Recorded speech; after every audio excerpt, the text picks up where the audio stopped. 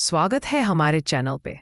आज हम क्रिस्टोफर हिचन्स की famous book God is not great के चैप्टर्स 13, 14 और 15 एक्सप्लोर करेंगे। इन चैप्टर्स में हिचन्स कुछ ऐसे सवाल उठाते हैं जो डायरेक्टली रिलीजन की बुनियाद को चैलेंज करते हैं। पहले वो पूछते हैं, क्या रिलीजन सच में इंसान को बेहतर बनाता है या सिर्फ एक मॉरल मास्क देता है? फिर वो हमें वॉर्न करते हैं कि ईस्टर्न रिलीजन्स को ब्लाइंडली पीसफुल या सुपीरियर ना समझो, क्योंकि उनका अपना डार्क साइड भी है। और लास्ट में वो एक्सप्लेन करते हैं कि शायद रिलीजन खुद ह्यूमैनिटी का सबसे पहला और सबसे बड़ा मिस्टेक था। आज का ये सफ़र सिर्फ बिलीफ को क्वेश्चन करने का नहीं, बल्कि समझने का है कि फेथ का ह्यूमन मोरालिटी, सोसाइटी और सेल्फ रिस्पेक्ट पर क्या असर पड़ता है। चलिए शुरू करते हैं चैप्टर 13 से।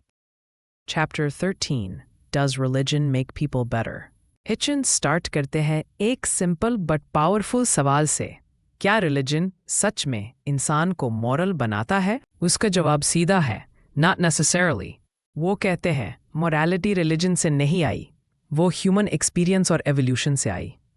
रिलीजन के आने से पहले भी अर्ली ह्यूमन सोसाइटीज़ के पास मॉरल कोड्स थे, जैसे don't kill, don't steel, help each other. ये रूल्स इसलिए बनाए गए क्योंकि बिना इनके सोसाइटी कोलैप्स हो जाती। रिलीजन ने बाद में इन मॉरल रूल्स को अपना कह के क्लेम कर लिया, जैसे ये गॉड का पर्सनल गिफ्ट हो।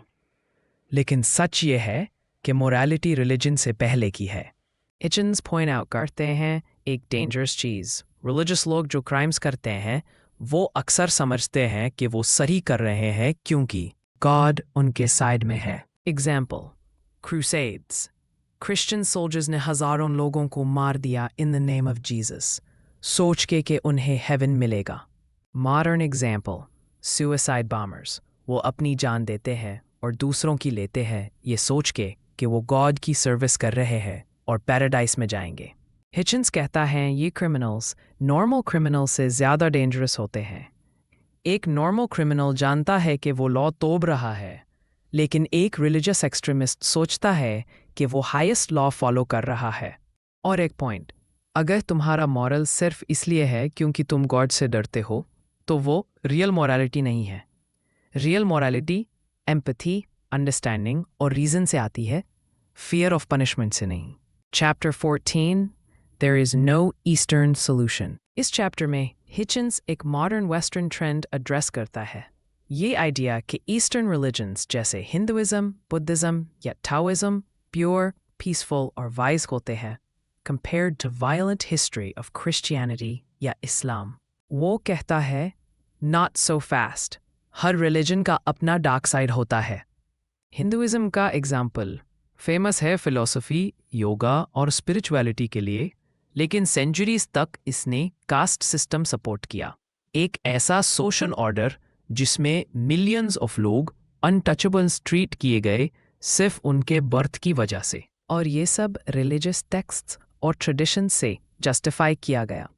बुद्धिज्म मार्केट होता है इज पीसफुल मेडिटेशन और नॉन वायलेंस, लेकिन बुद्धिस्ट कंट्रीज में भी वॉर्स, पॉलिटिकल करप्शन और रिलीजियसली मोटिवेटेड किलिंग्स हुए हैं। एग्जाम्पल, श्रीलंका में बुद्धिस्ट मंक्स नेशनलिस्ट वायलेंस में इन्वॉल्व हुए अगेंस्ट तमिल माइनॉरिटी। म्यांमार में कुछ बुद्धिस्ट लीडर्स ने वायलेंस सपोर्ट किया अगेंस्ट रोहिंग्या मुस्लिम्स। हिचन्स कहते हैं प्रॉब्लम ये नहीं कि तुम कौन सा रिलीजन चूज करते हो, प्रॉब्लम ये है कि फेथ विदाउट क्वेश्चनिंग।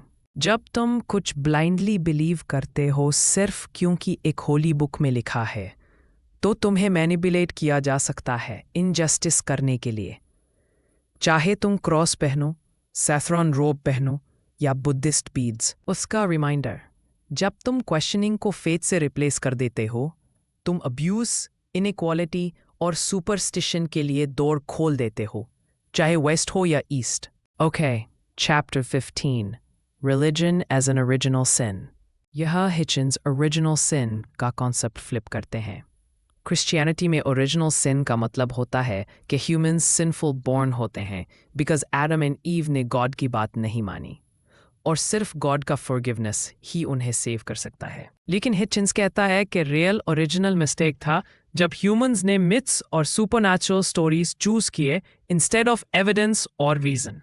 जब ह्यूमंस ने स्टॉर्म्स, डिजीजेस या डेथ को समझाने के लिए गॉड्स और स्पिरिट्स का यूज किया इंस्टेड ऑफ स्टडिंग रियलिटी, तब सुपरस्टिशन का सीड लग गया। रिलीजन का एक हार्मफुल आइडिया अकॉर्डिंग टू हिचन्स ये है कि तुम लोगों को बोलो कि तुम बोर्न गिल्टी या अनवर्दी हो। सोचो एक बच्चे को कहना तुम बोर्न बैड हो, तुम सिर्फ तब गुड हो सकते हो जब तुम हमारे रूल्स फॉलो करो। यह शेम, फियर और ओबीडियंस क्रिएट करता है। रिलीजन्स फियर का यूज करके लोगों को कंट्रोल करते हैं। अगर तुम बिलीव करते हो कि तुम नेचुरली सिंफुल हो, तुम प्रीस्ट्स, इमाम्स या गुरुस पे डिपेंड करोगे सेव होने के लिए। इस तरह तुम इंडिपेंडेंट थिंकिंग स्टॉप कर देते हो।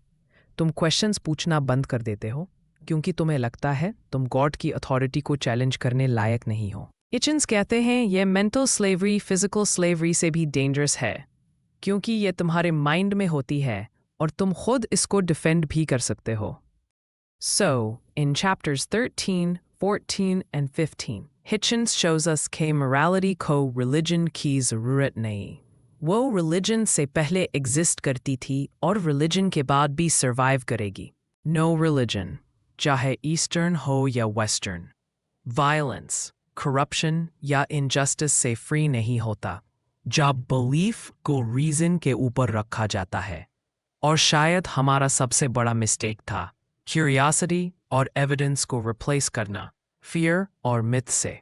हिचन्स हमें चैलेंज करते हैं कि हम अपने मेंटल चेन्स तोड़ दें, अपनी एथिक्स का रिस्पॉन्सिबिलिटी ले और कभी भी सेथ को थिंकिंग का सब्स्टिट्यूट ना बनने दे। एंड में मोरालिटी डिवाइन ऑर्डर्स फॉलो करने का नाम नहीं।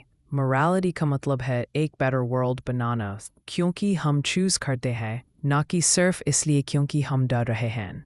अगर आपको ये ऑडियो बुक पसंद आई हो तो लाइक ज़रूर करें और अपने दोस्तों के साथ शेयर करें ताकि उन तक भी ये सोच पहुँचे। चैनल को सब्सक्राइब करके बेल आइकॉन दबाना ना भूलें ताकि आपको ऐसे ही थॉट प्रोवोकिंग और नॉलेज पैक्ड ऑडियो बुक का नोटिफिकेशन मिलता रहे। मैं मिलता हूँ आपसे अगले एपिसोड में एक नए टॉपिक के साथ।